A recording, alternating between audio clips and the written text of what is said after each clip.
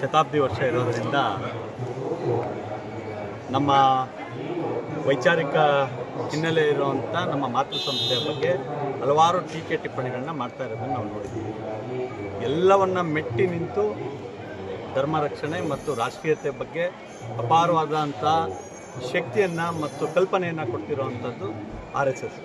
ಅದ್ರ ಬಗ್ಗೆ ಮಾತನಾಡಬೇಕಾದ್ರೆ ಭಾಳ ಜವಾಬ್ದಾರಿಯುತವಾಗಿ ಮಾತನಾಡಬೇಕು. ಯಾರಿಗೆ ಅದ್ರ ಕಲ್ಪನೆ ಇರೋದಿಲ್ಲ ಅವರು ಅದ್ರ ಬಗ್ಗೆ ಹಗುರವಾಗಿ ಮಾತನಾಡ್ತಾರೆ. ಹಾಗಾಗಿ ನಾನು ಯಾರ ಬಗ್ಗೆನೂ ಕೂಡ ಇಂಡಿವಿಜುವಲ್ ಆಗಿ ಮಾತಾಡೋಕ್ಕೆ ಹೋಗಲ್ಲ.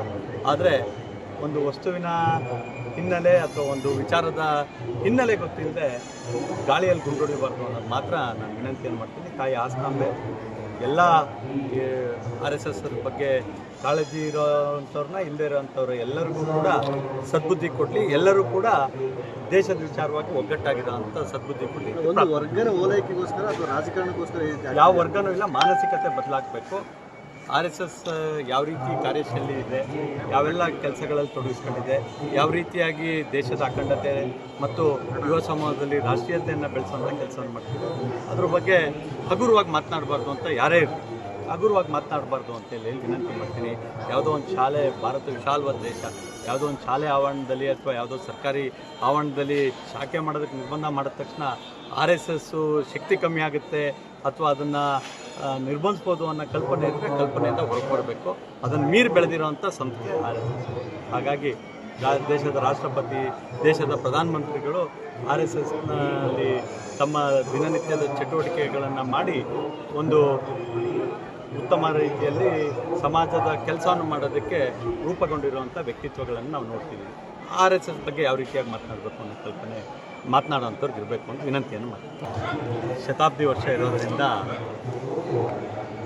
ನಮ್ಮ ವೈಚಾರಿಕ ಹಿನ್ನೆಲೆ ಇರುವಂಥ ನಮ್ಮ ಮಾತೃ ಸಂಸ್ಥೆಯ ಬಗ್ಗೆ ಹಲವಾರು ಟೀಕೆ ಟಿಪ್ಪಣಿಗಳನ್ನ ಮಾಡ್ತಾ ಇರೋದನ್ನು ನಾವು ನೋಡಿದ್ದೀವಿ.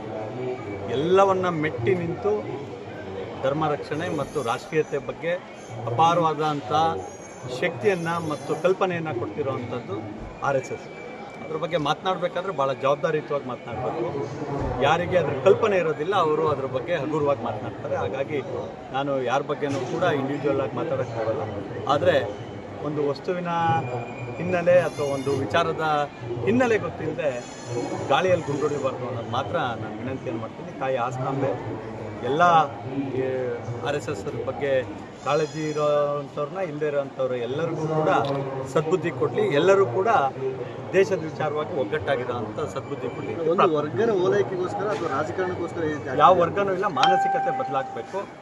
RSS ಯಾವ ರೀತಿ ಕಾರ್ಯಶೈಲಿ ಇದೆ, ಯಾವೆಲ್ಲ ಕೆಲಸಗಳಲ್ಲಿ ತೊಡಗಿಸ್ಕೊಂಡಿದೆ, ಯಾವ ರೀತಿಯಾಗಿ ದೇಶದ ಅಖಂಡತೆ ಮತ್ತು ಯುವ ಸಮೂಹದಲ್ಲಿ ರಾಷ್ಟ್ರೀಯತೆಯನ್ನು ಬೆಳೆಸುವಂಥ ಕೆಲಸವನ್ನು ಮಾಡ್ತೀವಿ. ಅದ್ರ ಬಗ್ಗೆ ಹಗುರವಾಗಿ ಮಾತನಾಡಬಾರ್ದು ಅಂತ ಯಾರೇ ಇರಲಿ, ಹಗುರವಾಗಿ ಮಾತನಾಡಬಾರ್ದು ಅಂತೇಳಿ ವಿನಂತಿ ಮಾಡ್ತೀನಿ.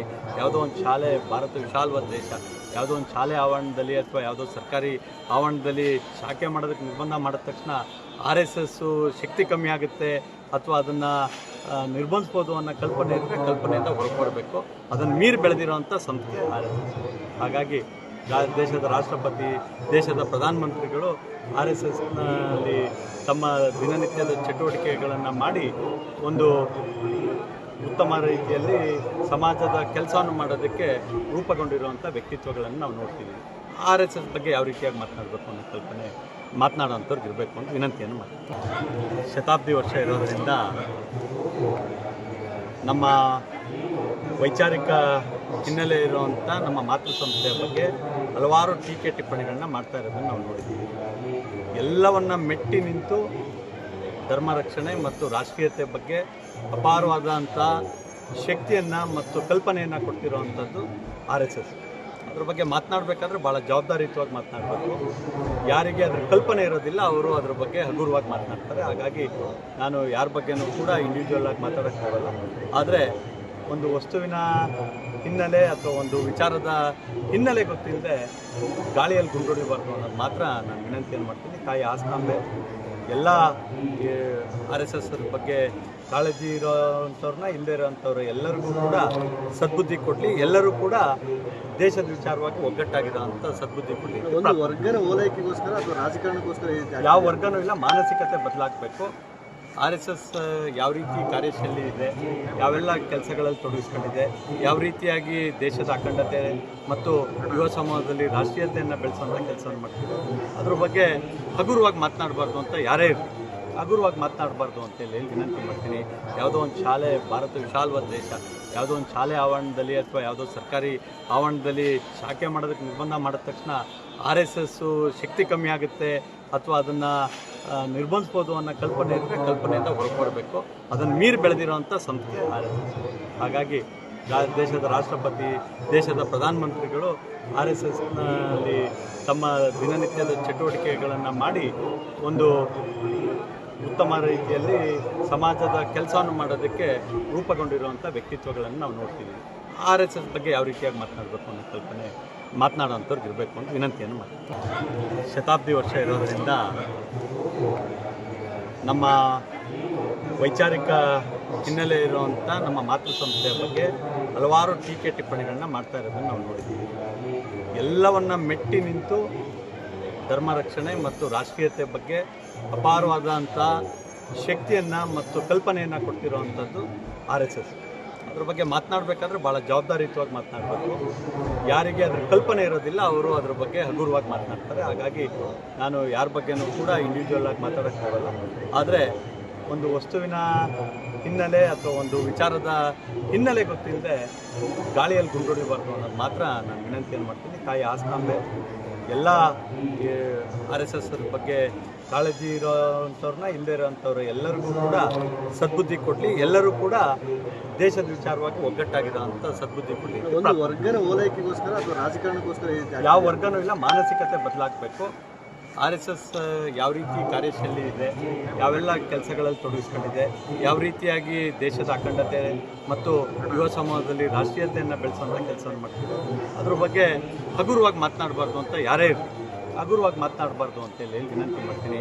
ಯಾವುದೋ ಒಂದು ಶಾಲೆ, ಭಾರತ ವಿಶಾಲವಾದ ದೇಶ, ಯಾವುದೋ ಒಂದು ಶಾಲೆ ಆವರಣದಲ್ಲಿ ಅಥವಾ ಯಾವುದೋ ಸರ್ಕಾರಿ ಆವರಣದಲ್ಲಿ ಶಾಖೆ ಮಾಡೋದಕ್ಕೆ ನಿರ್ಬಂಧ ಮಾಡಿದ ತಕ್ಷಣ ಆರ್ ಎಸ್ ಎಸ್ಸು ಶಕ್ತಿ ಕಮ್ಮಿ ಆಗುತ್ತೆ ಅಥವಾ ಅದನ್ನು ನಿರ್ಬಂಧಿಸ್ಬೋದು ಅನ್ನೋ ಕಲ್ಪನೆ ಇದ್ದರೆ ಕಲ್ಪನೆಯಿಂದ ಹೊರಗೆ ಅದನ್ನು ಮೀರಿ ಬೆಳೆದಿರೋವಂಥ ಸಂಸ್ಥೆ ಆರ್ ಎಸ್ ಎಸ್.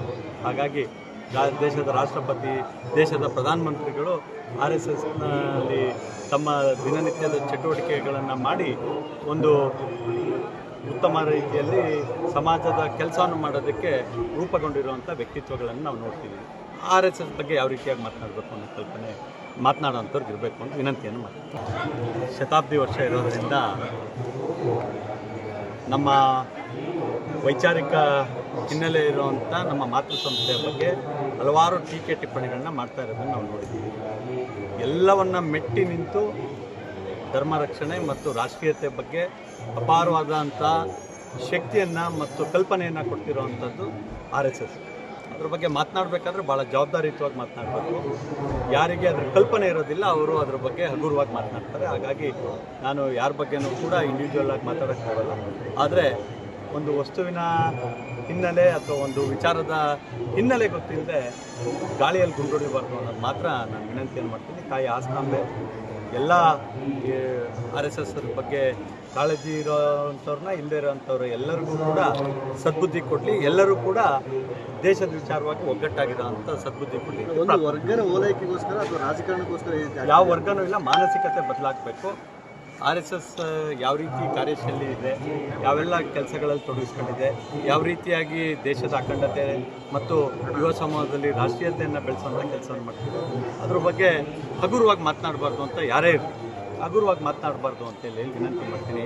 ಯಾವುದೋ ಒಂದು ಶಾಲೆ, ಭಾರತ ವಿಶಾಲವಾದ ದೇಶ, ಯಾವುದೋ ಒಂದು ಶಾಲೆ ಆವರಣದಲ್ಲಿ ಅಥವಾ ಯಾವುದೋ ಸರ್ಕಾರಿ ಆವರಣದಲ್ಲಿ ಶಾಖೆ ಮಾಡೋದಕ್ಕೆ ನಿರ್ಬಂಧ ಮಾಡಿದ ತಕ್ಷಣ ಆರ್ ಎಸ್ ಎಸ್ಸು ಶಕ್ತಿ ಕಮ್ಮಿ ಆಗುತ್ತೆ ಅಥವಾ ಅದನ್ನು ನಿರ್ಬಂಧಿಸ್ಬೋದು ಅನ್ನೋ ಕಲ್ಪನೆ ಇದ್ದರೆ ಕಲ್ಪನೆಯಿಂದ ಹೊರಗೆ ಅದನ್ನು ಮೀರಿ ಬೆಳೆದಿರೋವಂಥ ಸಂಸ್ಥೆ ಆರ್ ಎಸ್ ಎಸ್. ಹಾಗಾಗಿ ದೇಶದ ರಾಷ್ಟ್ರಪತಿ, ದೇಶದ ಪ್ರಧಾನಮಂತ್ರಿಗಳು ಆರ್ ಎಸ್ ಎಸ್ನಲ್ಲಿ ತಮ್ಮ ದಿನನಿತ್ಯದ ಚಟುವಟಿಕೆಗಳನ್ನು ಮಾಡಿ ಒಂದು ಉತ್ತಮ ರೀತಿಯಲ್ಲಿ ಸಮಾಜದ ಕೆಲಸವನ್ನು ಮಾಡೋದಕ್ಕೆ ರೂಪುಗೊಂಡಿರುವಂಥ ವ್ಯಕ್ತಿತ್ವಗಳನ್ನು ನಾವು ನೋಡ್ತೀವಿ. ಆರ್ ಎಸ್ ಎಸ್ ಬಗ್ಗೆ ಯಾವ ರೀತಿಯಾಗಿ ಮಾತನಾಡಬೇಕು ಅನ್ನೋ ಕಲ್ಪನೆ ಮಾತನಾಡೋವಂಥವ್ರಿಗೆ ಇರಬೇಕು ಅಂತ ವಿನಂತಿಯನ್ನು ಮಾಡ್ತೀವಿ.